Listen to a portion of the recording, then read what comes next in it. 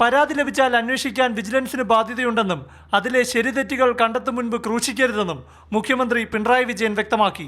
അന്വേഷണം ആരംഭിക്കുമ്പോൾ ഉടനെ എന്തോ കിട്ടിപ്പോയി എന്ന മട്ടിലൊരു ഭയങ്കരമായ പ്രചരണ രീതി സ്വീകരിക്കുന്നൊരു നിലയുണ്ട്. അന്വേഷണ വിധേയനാകുന്ന വിധേയയാകുന്ന ആളെ ക്രൂശിക്കരാൻ ആരുടെയും പേര് പരാമർശിക്കാതെ അടുത്തിടെ പുറത്തുവന്ന അന്വേഷണ റിപ്പോർട്ട് മുഖ്യമന്ത്രി സൂചിപ്പിച്ചപ്പോൾ വേദിയിൽ വിജിലൻസ് ഡയറക്ടർ ജേക്കബ് തോമസും ആഭ്യന്തര സെക്രട്ടറി നളിനി നെറ്റോയും ഉണ്ടായിരുന്നു. എന്തെല്ലാം മുകിലായിരുന്നു ഉയർന്നു വന്നത്. അന്വേഷണം നടത്തി ഈ പറയുന്ന തരത്തിൽ ഒരു തെറ്റും അദ്ദേഹം ചെയ്തിട്ടില്ല എന്ന് പറഞ്ഞ് റിപ്പോർട്ട് കൊടുത്തു. അഴിമതിക്കെതിരെ നീക്കം നടത്തുന്ന ഉദ്യോഗസ്ഥർ ആശങ്കപ്പെടേണ്ട, അവർക്കൊപ്പം സർക്കാരുണ്ടാകും.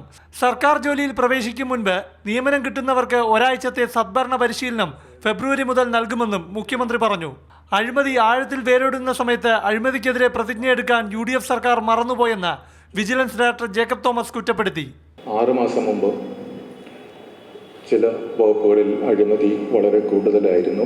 ആ വകുപ്പുകളിലെ അഴിമതി വളരെയധികം കുറഞ്ഞിട്ടുണ്ട്.